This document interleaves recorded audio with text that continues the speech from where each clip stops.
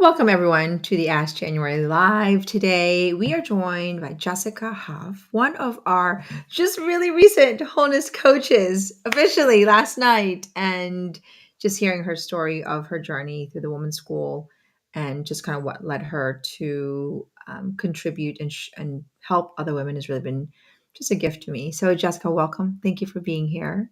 Thank you so much, January, for having me. It's a pleasure to be here. Oh, I'm so grateful. Well, just a little bit, 30-second background on who you are, your season of life, your state of life. Maybe just give our audience a little bit of background of who Jess is. Yeah, sure. So I'm a mom of six. I've got kids from high school senior down to kindergarten.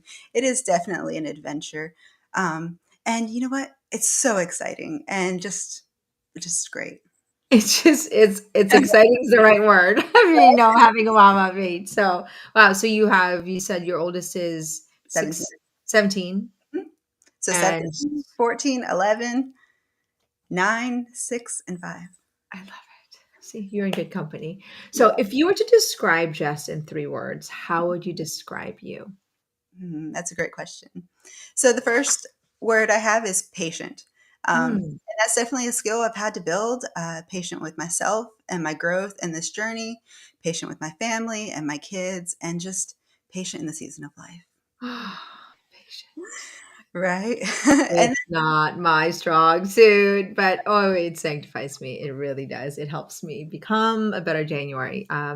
Patient, what else? So that's one, and that two and then more. authentic. Mm, Authentic. I've lived just trying to please other people and fit into a box, and mm. that's not who I am.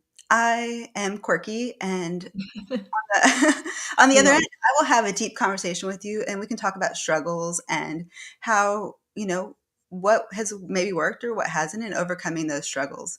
And then the third word I use to describe myself is optimistic. I Mm, love looking for a bright side in things. wow. That's probably sometimes a crutch, right? Just feeling that. But I love looking for the bright side in something. Well, I don't know if it's a crutch. I feel like it's actually your superpower. The world could be falling apart, and you're like, well, what can we learn from this world that's falling apart? I mean, that's how I feel like I am. I'm that, and it's really sort of served me. So I think it's a skill to even see the good in every situation. The world could be falling apart, and you're like, so. So thank you for sharing. So just give us a little bit of your experience with the women's school. For those who are new in our audience, really what we offer in the school is deep training and in becoming who God created you to be and becoming who you were created to be for such a time as this. And we focus on mindset and skill set. And so much of our students eventually become coaches because essentially we need teachers, right? Absolutely. To form, uh, I think all women from every generation to become who they were created to be and to fulfill their purpose. And so, if you could just share with us what your experience has been in the women's school, your background, and do a before and after your encounter with the women's school. Sure, of course. So before the women's school, I was a younger mom with 6 little humans, and I was overwhelmed, and I very much identified with that hot mess mama, if you can imagine that, right? I was late, I didn't have the skills, and you know what? I loved personal development, and I loved taking in that kind of content, but I didn't have the skill or the mindset to put that plan into action. So Mm, I knew I had a dream, but that dream was so far removed from where I was, I couldn't I couldn't get there and I couldn't take progress. And I'd write those dreams down every day, but I mm. couldn't make progress because it all felt so overwhelming. Um, and fast forward to where I am now, after the women's school. So I took the women's school in 2020, but I actually met my coach in the summer of 2019. So there was a little bit of disconnect there in the time it took me to just jump in, right? Like I had to feel my discomfort a little bit longer until I was like, I need a change. But you know what? I've learned so many skills and I've accomplished so much more than I ever thought I could or I would, um, Mm, in just these few years. And that's honestly just the beginning. It's a privilege to be able to teach my children what I am learning also. Those mm. skills I didn't have, those dreaming skills. I mean, this morning my daughter came to me and she was like, "Mom, I have changed my mindset." Wow. Fine. That's an accomplishment. Absolutely. And does it always go that way? Not 100%, right? Because they're young and we're all still learning. But the fact that my 9-year-old came to me and she was like, I changed my mindset from Mm, frustration to, anticipation and joy was huge. Or that now my kids are thriving and my 11-year-old enjoys making dinner for the family as a form mm, of contribution. Um, or that I've made my physical and mental health a priority. mm. My therapist said to me, "You know what? I no longer see a need for you." Really? Absolutely. It's just like the best, really, Absolutely. honestly, She was testimony. just, "You've grown and you've got this." And it was just like it was great. Um, but making my physical health a priority, my family is now running, like my little ones. They're excited to come to the gym with me. They're excited to move their bodies and they're like, "I can be like mom." Mm, What wow. a treat. You're their inspiration, Jess. Thank you. That's really beautiful. Thank you. And that's honestly just the beginning because these dreams were not something I saw myself 4 years ago. I couldn't do a push-up. I couldn't run a mile with my kids. I couldn't do any of these things. And having the skill and the mindset and those ladder thoughts to work through and something to build on and the 145 DGAs and all of the important coursework that is happening in the Women's School Masterclass is incredible. Yeah. So thank you, January, for that opportunity, for putting this together, for following the dreams of your heart so that we can change ourselves and improve our Wow. lives. Well, thank you. I honestly feel like God puts a dream in our heart, and I feel like there comes a point where you're like, okay, I'm done saying no, and you're just gonna have to be like, okay, let me just do it. And but honestly, as you share your story, because maybe one of the greatest reward in doing this work is seeing the family transformation, like you hearing your child say, I've switched my mindset, because that's almost like a legacy. That's like a generational shift. Definitely. And the language that you're introducing to your children will set the foundation for the future. To me, that's like, oh, this is how we change the world. Mhm. We change our family's culture. So thank you for sharing that work. And I obviously believe in this work so much. And I also feel like, gosh, if women just understood their value Mhm. enough to invest in their own growth, Absolutely. because we're always like the last person. We're like, oh, we get piano lessons and, our whatever vacation for the kids. But it's like, oh, what about refueling our capacity to be full of life?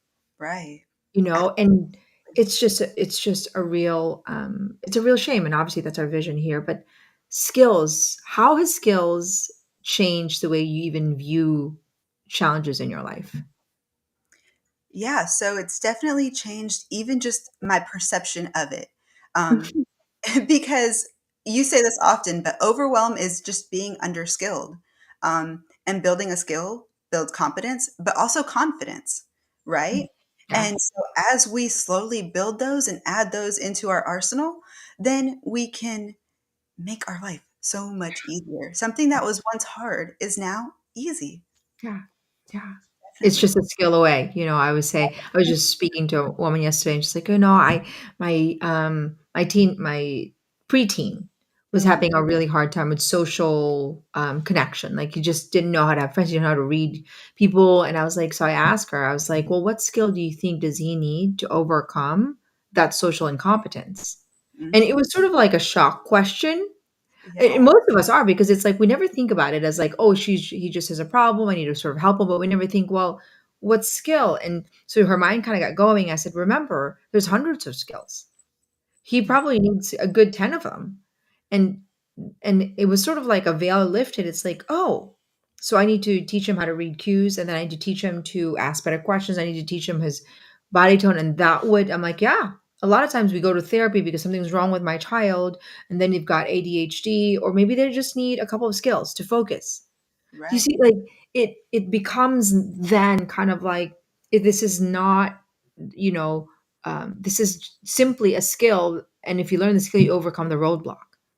It's Right. not daunting, I guess. There's hope in it. And you see it from that perception of, oh, we just learned a skill, you know? Definitely. Um, Well, thank you for sharing, and thank you for gifting me with with knowing what, the language in your family, because that's how we change culture. Is we first change the language, and that's what you're doing. And honestly, I think that we don't think of mothers as a source of inspiration to our children, but that's our primary duty, because to inspire means to breathe life. And Definitely. if mothers have no life, how could they ever, breathe life to their children? And so it's such an important interior work, and nobody kind of talks about it. It's not like, oh, this hot mess mama or this sort of perfect mom. It's like, no, it's the Yeah. inspiring mom who integrates both the struggle Mhm. and the aspiration for high ideals, and integrating both the body and spirit, and that's what it's about. And so, Absolutely. um, Yeah. anyways, we're gonna turn the tables around, and you get to ask me whatever question you want, um, and I Awesome. will do my best to serve you. Awesome. Thank you so much. Okay, so my first question is this. We have the holidays coming up, and I love a good practical day. What do holiday breaks look like for you? Is it full of activities or is it more laid back and the kids find their own fun? What does that look like for your family? Yeah, so I'm very my goal is to simplify and do less. It's Mm, just holiday or not holiday, I find that it's a way for me to keep peace in our family's life. So our mhm. holidays, I try to minimize any activity. Like, so let me Okay. just paint the picture for you. Like, yesterday I worked till my children are in school till 1 o'clock. I think my youngest is 4, 1 o'clock, and then actually, he had a play date, so I was home at 2 or 2:30, I think, roughly, and then the rest of the afternoon, I'm out with the kids. Actually, I had a date with my son. Date means we're going for a walk, and we're just having he was headed chips, very simple. Like, I don't complicate it. We just went for a walk, and then I picked up my son, and then we came home, and we went around town. So my children were there. They were doing homework. I we were live in Florida, so I turned on the fake fireplace and turned on the TV with like the crackling noise and a lot of like Christmas sort of music. I like to put Josh Groban in, and the kids are just there, and then they can have friends over if they want to. But really, I cooked. Like, starting 5 o'clock, I cooked. I was doing things, and all the kids are just there. So I don't have any sort of planned activities. They can have friend over or not, but I don't do much, Jess. But I think it's just even what I do. Mhm. Um, and I think that's it. And then, like, after we had dinner, and then after dinner, there's a lot of just sort of gathering together, Right. not a lot of planned activity. They were dancing, and then I baked bread. It was like at 8 o'clock at night. I was baking rolls, and um, my kids really, I use food to gather my children. Yes. And so that's what I did. But that's really kind of what my week looks like. And I get invitations. I live in a very small town. I get invitation, and I have a script. I said I would really love to, but I have to really, I have to say no, unfortunately, to just sort of simplify my life and to stay focused. So that's what holidays looks like for me. We did our rosary, we did our prayer. Ryan does like an Advent thing, but that's it. Like, it really is not. Tonight I've got a couple. We have a coaching, a couples mastermind. Yeah. So that's like at 8 o'clock. But then really, my children will do their own thing. But the kids, my youngest is 4, and my oldest 17, so they know it's part of their contribution Mhm. to take care of each other. But that's really it. It's very simple. That's beautiful. That's beautiful. I hear so often like, "Oh, we must fill every minute or we must offer so many toys." But I've also found the Mhm. connection just comes in playing Uno until bedtime or, just That's a dance party really or whatever it is, just like you said. that's really what we do, Jess. I'm like anti-activities, and not because I think it's a bad thing. It's just that for my capacity, Mhm. the Uno, I played cards with my daughter. The quick card game. Yes. And I don't like hustle, and because I feel like I want depth of time. Mm. And which means that, okay, even if we play Uno, it's like I'm filling that love bank. Yes. I'm going around all day. I'm like, what does she need to feel loved? What does he need to feel loved? Mhm. And I know their love language, and I just kind of go through my day looking at not necessarily activities, but Mhm. just sort of finding a way to make them feel love through their own language of love. Wow, that's beautiful. I love that. Simple. Yeah. Well, that's going to lead me right into the next question. What does connection look like for your kids? I know it can look so different from little Mhm. kids to teenage boys.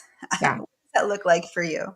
Yeah, so it's every child I feel like feels love in a different way. So let me give you an example. Like I know who needs physical touch and that is a love language, and I know who needs words of affirmation, and know who also needs service Hmm. throughout the day. So my connection with them has everything to do with their love language. Beautiful. And so like I even Ryan and I sometimes across like the aisle when we're talking, I'm like, extra hug. Like, I'll go extra hug for that child because, there's so much going on. There's 8 of them, right? And there's just a lot going on. I'm like and Ryan would be like, "Oh, yeah, thank you for the reminder." Like, we'd go across the room and it's like, "This one just needs a longer hug." Yeah. Like, I've got an 8-year-old, that's her love language, like, on your lap, hug. I've got a 12-year-old, that's his love language. I've got words of affirmation for one of them, my teenagers. So those the my connection time is very focused on, number 1, their love language. Mm. Number 2, my connection with them is actually seeing them where they're at. So, um, I'm trying to basically kind of work through what their day looks like, right? Okay, what did you do? What did you do today? Tell me more. Like asking them question about their life by Okay. being interested about their life. Right. Um, and it's not like I sometimes I'm like, oh, we didn't connect. Like sometimes I'm like, I am like in my mind, I'm a teacher, so I have to connect with them so I can teach them. I really use connection as much as I possibly can to connect with them. So let me just, for example, like hairstyles or certain things, my teenager will talk about it, but it's good, but it's not like, oh, I love talking. Yeah. But I'll use that for connection so that I say, listen, I'm going to point this out to you. I'm just going to address something to you. I kind of use sort of like love language, and then my connection is I go deep with certain things Hmm. to connect with them about something that's important that they need to learn. Like, you know what, I love you and we have fun. I'll talk to them, and my teenagers, I really try to find a way to reach them. And then when we're like 10% of the time, I'm like, listen, I love you, but you need to be consistent about doing the dishes without me having to tell you. Right. But because 90% of the time I'm connecting with them deeply, I'm interested in their life, I'm seeing them, I think the 10% that I hold them accountable, that's also a form of connection. Like, I'm not going to let you give up on you. I'm not going to settle for your lesser version of you. That's my obligation. The other thing I think with connection, I do think is important is that I do think that they need to see you live a life of meaning and contribution, because that opens their heart to you. If they see mom is just sort of like unhappy with her life, Hmm. right? If mom is not pursuing something or taking care of their body, pursuing something bigger, taking care of their body, it doesn't inspire them. Hmm. And I think, like you said, the more inspired they are, I think the more they open their heart to. And I think that is a form of them opening their heart and connecting deeply, because they feel like, oh wow, I might not agree with mom, but I can see that her life, there's purpose in it. Absolutely. Yeah. So they're watching every move. Yes. Like they're watching how I talk about other people. I'm able to go to them and say, "Do you ever hear me speak ill about other people?" Hmm. Right? And they'll say no, right? Because they don't, or you know, they see you say no to yourself. They see you doing the dishes, but also serving other women. Do you see what I mean? Like, Right. and you need to. I'm like, and I think those connections, we need to do a better job pointing it out to our kids. Hmm. Yes. Like, mom is a bit tired, but, I know you really need this extra time together. So I just want you to know that I love being here, even though I'm tired. Like, sell it to them. Right. So yeah, I don't know if that answers your questions about connections with teenagers, but I do think there needs to be a level of relevance, because Hmm. the teenagers, I think, are trying to enter into a world and they want to belong. So that's why they want to be cool, right? It's really about being relevant and being accepted into this adult world. And so I do think that I allow myself to pay attention to certain things that are culturally, whatever the new song is, as long as it's appropriate, to actually feel like, okay, mom gets it. There's a level of relevance. She understands it. And I think that's a form of me understanding their world. Mhm. Um, so Yeah. No, that's great. I also find myself, my kids will come home and they'll say these new words, and I'll occasionally interject, and they will have told me what it means. I'm like, "Did I do that right?" And they're like, yes, yeah. They'll make fun of you. They're like, yeah, yeah, but it's But a form of connection, right? Like it's like, oh yeah, mom is paying attention. absolutely, and that's just one of those, like, quick little easy things Yeah, that's easy to put in your back pocket and break the ice, yeah, with yeah. it. The back pocket like connection. Right. Okay. Now I'd like to pivot us a little bit, because this is kind of where I found myself before the women's school too. What would you say to the mama who's out there, who's not totally burnt out? She might know her dreams, but she hasn't taken action. She's listening and, taking in that information, but she hasn't committed. Like, she knows she wants more for herself, but doesn't really know how to get there. What would you say to that mama? I'd say, where do you want to be as a mom 5 years from now, 10 years from now? Do you want to be in the same place? I'd ask her, how do you want to feel about who you are 3 years from now, 20 years from now? How do you want to be remembered as a mother? How do you want your children to feel about you? And the reason why I think it's important to ask that question is because, um, you know, sometimes because of the busyness of life, we're not really processing deeply how we are living. And this Right. is not a fault to the moms out there. It's like it's really the comfort life. Yes. It's the lukewarm. It's either like I'm really suffering, or I'm really living sort of passionately, but like, yeah, what's the big deal, right? Right. Um, I think that if you're not growing, you're dying, and it's Yes. only a matter of time. And it sounds like a very dramatic language, but for moms, it's like, yeah, I'm really good. We're not called to be good. We're called to be great. And the byproduct of just like, yeah, I don't really feel like the need to do it is your life inspiring to your children? Mm. Because that's the biggest collateral damage. Right. If all is just like, yeah, I'm good, I'm not really like drowning, but I'm also not like thriving, Mhm. is that the legacy that you want to leave for your children? Yeah. Right. And so I always pose to the moms, how would you feel like if your children said to you, you know what, my mom inspires me. I love that she's pursuing a dream. I love that she takes care of herself. I love that she's working skill after skill. And I love that she's so clear about her purpose, and that she wakes up with such clarity and such joy. And that I just learn from her. Like, I love being with my mom because she really, um, is inspiring and pursuing something, and it makes me feel like that's who I should be too. Like, we need to think about the self-image of the mother that we are for our children. So that's what I would say, is that who do you who do you want to be for your child, and is who you are right now inspiring your child to become the best of who they were created to be? you So know um, yeah. And I think, honestly, it's not like mother's fault. That's not like a mother's fault that it's like, okay, I really don't feel like I need to grow. I really feel like the cultural conditioning is mediocrity. The cultural conditioning is that when you become a mom, there's no need to grow.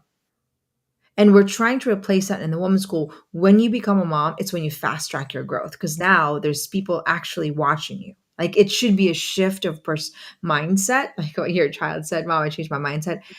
That should be the mindset. Like, why is it that the most important job in the world does not get a consistent recurring training? Every other profession does. Doctors, nurses, like, you have to get like recertified, and you have to get like, credit hours, right, as doctors. Why? Because it's so important. Well, what about being a mom? right. Like, if you don't know how to dream as a skill set as a mom, you are robbing your children of their dreams. Mhm. If you are not clear with your purpose as a mom, you cannot teach your children to actually pursue their purpose, which means they are at risk of an unfulfilled life, and a child that's unfulfilled is at risk with drugs, alcohol, sex, and immoral life. They need something big. They need something to Yeah. look forward to, right? They Even need something to fight for. That is a divine adventure. And so if you are living that mediocre life and you're not like waking up every day, I'm like, oh, it is a challenging day, but boy, I feel like I'm fighting right through it. mhm, And if you're not doing that and your children are not seeing that, I really feel like teenagers, if they are not doing something that actually burdens their soul, they're going to look to drugs and alcohol. They're because their capacity is not being satisfied.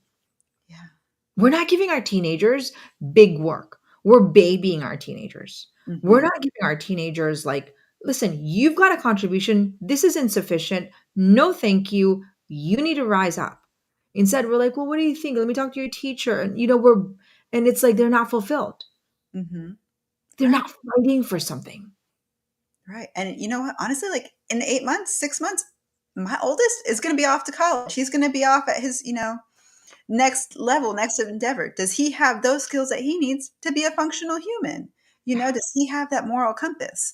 And that's something I find myself every day and pushing connection with him just because it's like, hey, they Yeah. need that. We need that for them. Yeah.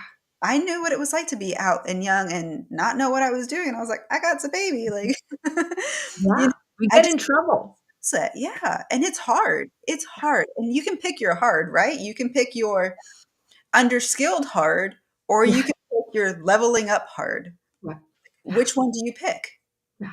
Yeah. And that's really kind of what it boils down to is that life is not going to be without sacrifice. It's just part of the human experience. But if you're going to sacrifice, make it redemptive, make it worth your while, suffer the growth of a new skill set, you know. But just like imagine what it feels like to feel like today, my only goal is to just like watch Netflix and take care of my kids and I start over again. And there's nothing that's like drawing you out. Like, Right. Jess, that's like running a marathon without an end in sight. Right. And with no training. And with no training, you're right, no training, but Yeah. it's like, why am I doing this again? You know Mhm. what I mean? Like, and that's why you kind of hear mom saying, "Well, just can't wait to get through these years," or just like, "Mother, is so hard." It's like, what's actually hard is there's no clarity of vision because you can endure a lot of things when your vision is clear. Like when you're passionate about your purpose, when you're clear, you can be like, "Yeah, this is challenging, but I know the price for this." Right. But to not know what you're going after, I mean, that's a mental, emotional, physical, and spiritual exhaustion because we're not made to be void of depth and meaning. Mm. We were Yes. created to flourish as human beings. We were created with a very unique, divine, irreplaceable purpose. If we're not in harmony with it, we are wandering in the wilderness, lost. Absolutely. And that's an exhausting life. A lot of our physical exhaustion, sure, is really a spiritual exhaustion to a lack of purpose. Mhm. Yeah. And so to a mom out there is like, yeah, Junior, I actually don't even know I mean, I'm a mom, but I've never really thought about these things. Mhm. I say, well, there's a reason why you're hearing this, Yeah. and it's not your fault that you don't know it, but it is your responsibility moving forward in the future. Like mothers should know the desires of their heart. Yes. Just I talk to moms and I'm like, so tell me what you want, and who you are, what you want in your intimacy, what you want in your family. And they can't articulate it. Yeah. Why? Because we've never been taught to. We don't even know. We've never thought about it. We've never been given permission. And it's like the desires of your heart is the seed to your purpose. So if mothers are not like, I don't even know, like we have to be students of our hearts. Yes. Yes. And that's really, our vision in the woman's school. It's like, let's live lives fully alive. Yes. Absolutely. And I hear so much that like mothers will do anything for their kids, right? They will put all of their things down. to mother, to be there, to take them, to do, and never put back into themselves. But what if you could come at that from an an abundance versus a scarcity? You've taken such good care of yourself that you can overflow into your family, into Yeah. your children, into giving them those opportunities. What if that were the narrative? What Yes. would motherhood look like? Yeah. Well, it would be full of life, but the narrative right now is that you're giving everything to your kids, but you can only really give physically. Mm, That's because if you're not growing mentally, emotionally, spiritually, your capacity, you're only giving physically. You can't even give to your children, this idea of purpose and desire. Why? Because but there's no language for it. Your mom doesn't say, "Yeah, I'm giving to my kids. I'm pouring into my kids." You're only pouring physically. You're right, actually doing damage mentally if you don't have a purpose. Because right, it's not an integrated version of a mother, and so we do a disservice, and but part of it is that we have no language for it, we're like, "I'm giving all to my kids." I'm like, "Okay, great. What are you giving mentally? Emotionally?" Like, we are, but if there's nothing there to give mentally because 'cause you're not growing mentally, then how are you really giving to your kids? wow. Yeah, definitely. So every day we're waking up and we're tired of giving up and it's just physically draining our body. But what's really being drained is because we're spiritually depleted. Yeah, wow. But we can change that. And that's what we're doing here, right? That's what you're doing as a coach.